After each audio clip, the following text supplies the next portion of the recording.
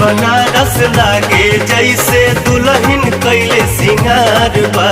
संकट मोचन हनुमान जी के लागल दरबार बा। सुबह बनारस लागे जैसे दुल्हन कैले सिंगार बा।